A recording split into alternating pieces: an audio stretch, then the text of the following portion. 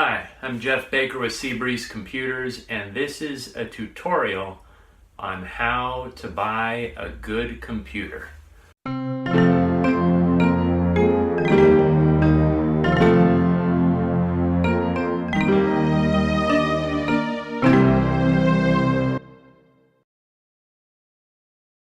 Let's talk about brands first.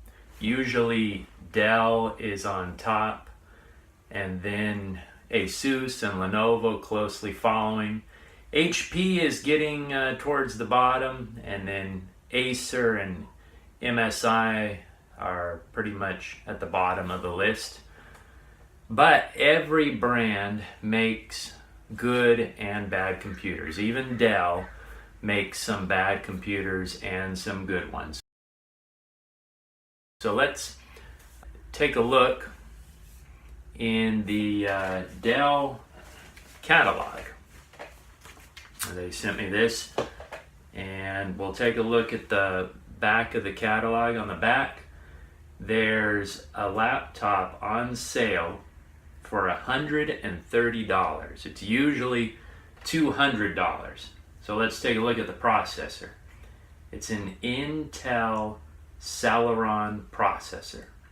You can stop there. Do not buy this computer. A Celeron processor is way too slow. And also, any computer that is for $200, you can already tell from the price that it's not going to be a good computer. If we look inside of the Dell catalog, here we see a 2-in-1 laptop for $280 on sale. Look at the processor. It says Intel Pentium processor. You can stop there. Do not buy this laptop. A Pentium processor is also too slow. Also, the price is still too cheap for a new computer to be a good computer. Now we see a laptop for $730 on sale. Look at the processor. It says 8th generation Intel Core i7 processor. Yes, the i7 processor can be powerful. This is a good laptop. It also has 8 gigabytes of RAM, which is probably sufficient, and you can always upgrade the RAM later. But this laptop is probably more powerful than most people need. Next, we see a laptop for $500 on sale. Look at the processor. It says 7th generation Intel i5 processor. The i5 processor is also pretty powerful. I would say that this laptop is probably good enough for most people, and it has 8 gigabytes of RAM. Let's look at one more laptop in the catalog. This one is for $400 on sale. Look at the processor. It says a 6th generation Intel Core i3 processor. I do not recommend the i3 processor. It is just too slow for most things. And generally $400 will not buy a very good new computer. Now you might be asking, why should I buy a $500 computer or a $600 computer when I can buy one for $200 or $300? I'm not going to be doing much on the computer but typing a few letters and checking email. Well, you are right. You won't be doing much with the computer if you buy a cheap $300 laptop, because it will start running so slow that it will be too frustrating to use. When you click on a button and Windows sits there for 5 seconds or longer without responding, eventually Windows might start freezing. You might start getting blue screens. At first the computer may not seem too slow, but over time a cheap computer starts to get slower and slower. Here's what happens. Just about every program that you install in Windows has large pieces that are always running in the background, even when you aren't using the program. Even Windows itself gets bigger and bigger over time with updates to patch vulnerabilities in the operating system and to add features. Also, programs have updates that get bigger over time. especially antivirus. Antivirus updates itself just about every day to protect the computer from viruses. This is always running in the background for protection, and it gets slower and slower and heavier over time. So do yourself a favor and don't buy a cheap computer with a slow processor. Now, if you really want to know what kind of speed you'll be getting on your computer, then you need to do what the pros do and go to the website and see what the model of the processor is on the computer. Because the i7 and i5 are not the full model numbers. They come in a wide variety with more numbers afterwards. So, for example, if we go to Dell.com and click on Products, and then Laptops, and then for Home, then click on the processor and check Intel Core i5, then you'll see the model of the i5 processor. Now highlight the entire processor name and model, and then right-click and select Copy. Then go to Google and right-click and select Paste, and then type benchmark after the model and press Enter.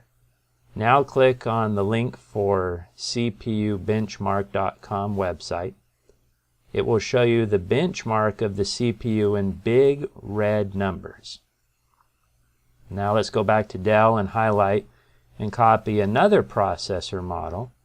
Then in Google, paste it and type benchmark after the model and press Enter. Click on the CPUbenchmark.com link. This way you can compare speeds on the computers you're thinking of buying. The higher the big red number there, the better. What about AMD processors? Here is where you need to be careful because you might see some cheaper computers with AMD processors. I generally do not recommend AMD processors because it is very easy to buy a slow one. For example, on Dell.com, if we uncheck Intel under Processor and then check AMD FX, even if we choose the most expensive laptop with AMD on Dell and highlight and copy the processor model and then go to Google and paste it and type benchmark and press Enter, at CPU benchmark we can see that the speed is still slower than most Intel i5 processors. So you really need to do your research if you're going to buy AMD. As for hard drive size, nowadays you can pretty much get any hard drive size you want, and it should be big enough, unless you're going to be doing something like video editing or photo editing or loading a lot of software on the computer. Then I would recommend at least a 1 terabyte hard drive. Remember that a 1 terabyte hard drive, or 1 TB, is twice as large as a 500 gigabyte hard drive, or 500 GB. If you want a faster hard drive, you probably want to get a solid state drive or an SSD, but these are generally smaller than a standard hard drive. If you want a gaming PC or a computer for video editing, then not only are you going to want a really fast processor, but you will probably want to double the memory, and also you will want a really good video card, like one from NVIDIA or a Radeon video card. The more memory on the video card, the better also. Of course, games get better over time, so if you really want to play the latest games with the best quality graphics, then you will want to get a desktop gaming PC instead of a laptop, because then you can upgrade the video card in the future if you need to. So in review, don't get a computer with an Intel Celeron processor. Don't get one with an Intel Pentium processor. Don't get one with an Intel Core i3 processor. But You probably do fine with an Intel Core i5 processor and an Intel Core i7 processor. And if you do your research, you might be able to get an AMD processor, but I generally don't recommend it. So to wrap up, make sure you get at least an Intel Core i5 processor and 8 gigabytes of RAM. Hopefully that will help you to buy a good computer.